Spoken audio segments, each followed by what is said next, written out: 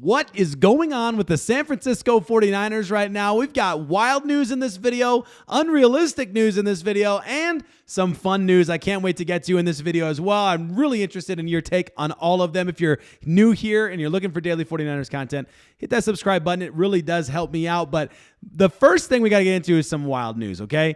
This is the list of the 49ers staff moves per David Lombardi. Thanks for putting this list together, or at least sharing it. The highlights that I think that you need to hear. Of course, John Lynch's son, Jake Lynch, getting in the action, a defensive quality control coach. Clay Kubiak officially to offensive coordinator. No surprise there. That was expected. That sort of was unofficially announced by Kyle Shanahan a while ago. But Mick Lombardi to QB coach, replacing Brian Griese. Where did that come from?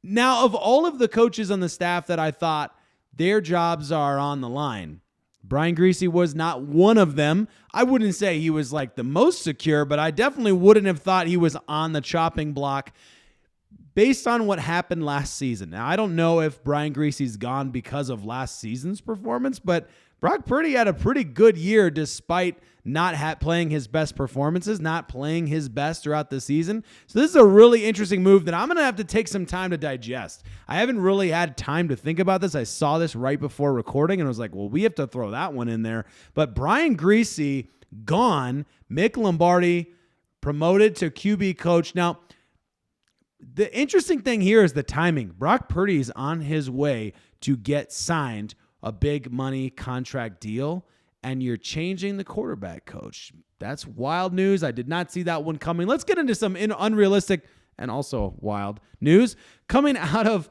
Dianna Russini, reporting that teams are inquiring about Brandon Aiyuk.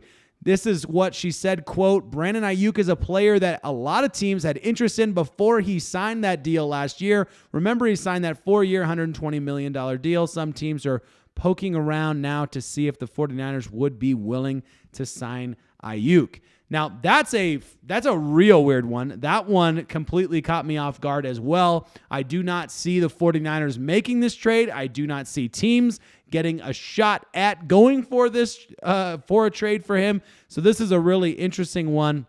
Ryan Hensley, for example, however, believes that the 49ers, if they get the opportunity, should do it. So there's kind of two pieces. One, do you think it's possible, or do you think it's going to happen? Ryan Hensley says it's very hard for me to believe that teams want to trade for BA at this price tag after a catastrophic knee injury. So that's, I think all of us can agree. It'd be pretty wild to see a team go after Brandon Aiyuk right now. Now, Dianna Russini's reporting that it's happening. Teams are inquiring about BA, so that's interesting. Now, the second piece is, if the teams are inquiring about BA, should they do it? Hensley says, if true, the 49ers should jump all over that. I disagree.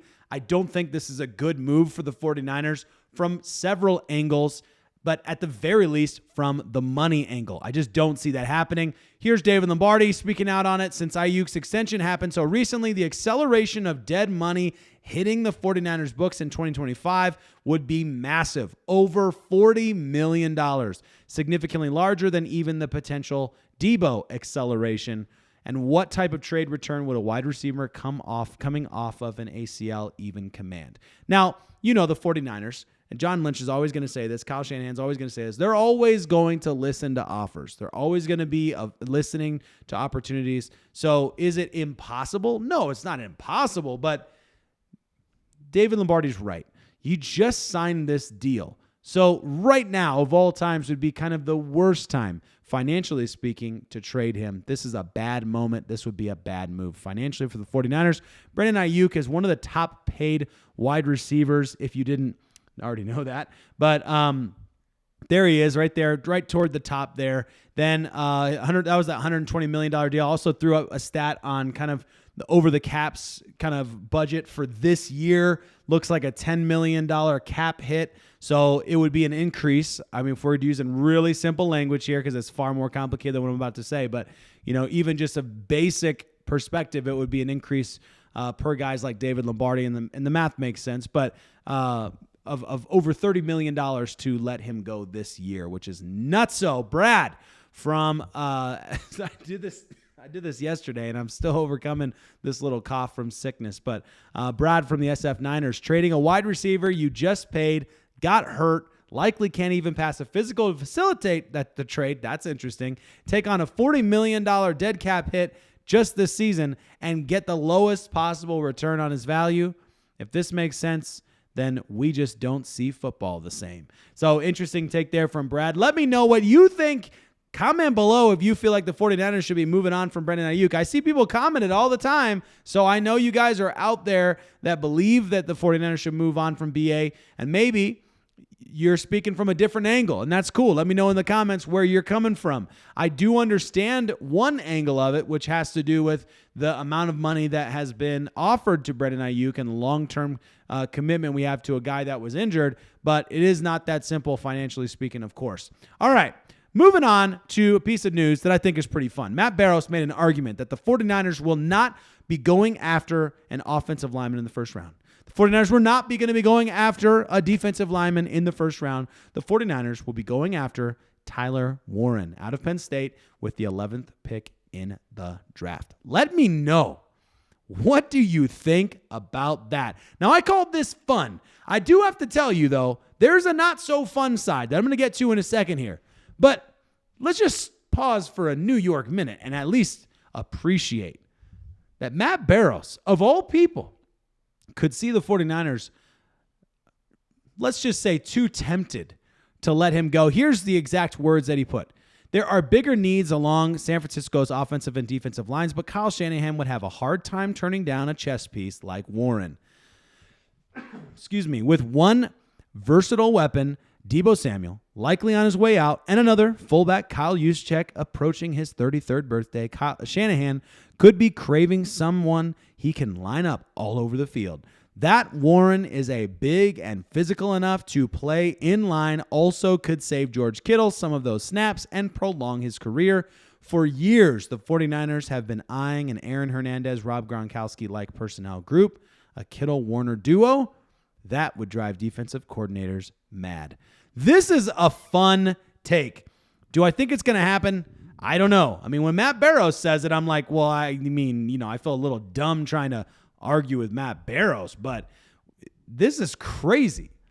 The 49ers, there's two ways of slicing this reality. And I'm going to get to the things I like and the things I don't like in just a second. So stick around, but there's two ways of slicing this reality, right? One is you have a tight end who is a really good tight end who could be, one of your skill position players, could be a plug and play guy, whatever. And that's definitely a part of the possibility there. And because of the amazing depth on the defensive line in this draft, you could still get some really good players in the second and third rounds. The flip side is you could be on the outside looking in and you could be thinking, oh man, if Tyler Warren is not an absolute game changer, think about those defensive linemen we passed on. The 11th pick is a special pick, okay? Now, let's get to the good and the bad because I think it's important to kind of break this down a little bit.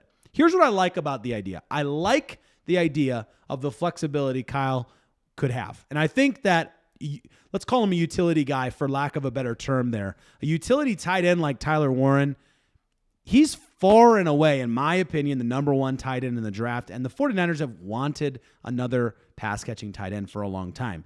If he's on the board, he might be the best available player overall sitting at 11. So I think the question that Matt Barrows is basically putting out there is, can Kyle Shanahan control himself if the best player available is Tyler Warren, a plug-and-play guy that he could do all sorts of fun stuff with? And I understand Matt Barrows' argument 100%. Okay, let me tell you what I don't like. Here's what I don't like. The history of first-round tight ends is not in favor of a move for Tyler Warren. Here are some first-round tight ends from the last few years. Dalton Kincaid, Trey McBride, Kyle Pitts, Cole Kmet, Noah Fant, O.J. Howard, Brock Bowers.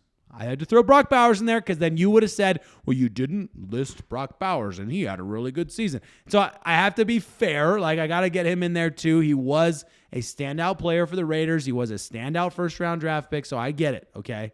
But even Brock Bowers, people are not comparing Tyler Warren to Brock Bowers.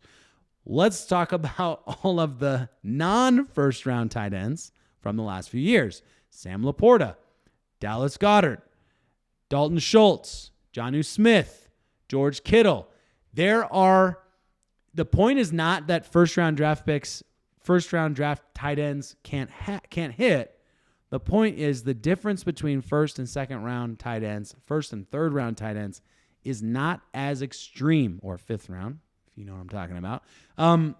It's not as extreme of a difference. The drop-off between what you could get out of a first-round tight end and down to a second, third, fourth, fifth-round tight end is not necessarily as big of a deal. I think the bigger picture is that drafting tight ends can just be tricky. It just can be. I mean, look at the number of tight ends the 49ers have drafted, and who do we still have sitting around? Eric Saubert, Braden Willis, both of those guys, super late round guys, like seventh round. I want to say Eric Saubert was. Braden Willis definitely was like a seventh rounder. Guys like Cam Latu, a third rounder out of Alabama. Everything pointed to this is a great move. Everything pointed to this guy's going to be awesome. And he can't even hack it. Couldn't make it with us. Couldn't make it with anyone else. I mean, this is crazy talk, right? So, look, I think drafting a tight end is a tough thing.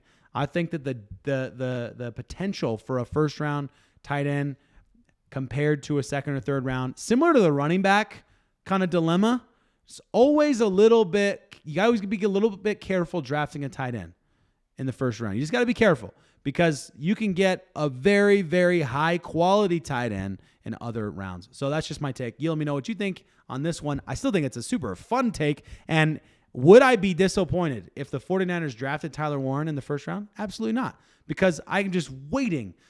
I can already think about the number of times we're watching games and all the creative stuff we get to see, and maybe it's part of the evolution of the offense because there does need to be some evolution for the 49ers to start trying some new things, doing some things differently, and two tight end sets get me hyped. I love a two tight end set. If you have two pass-catching tight ends, I mean, that is just great. Like 22 personnel, that's fun. Like, that sounds fun right now. But anyway, let me know what you think in the comments. Appreciate it so much. And I hope that you guys have a fantastic evening.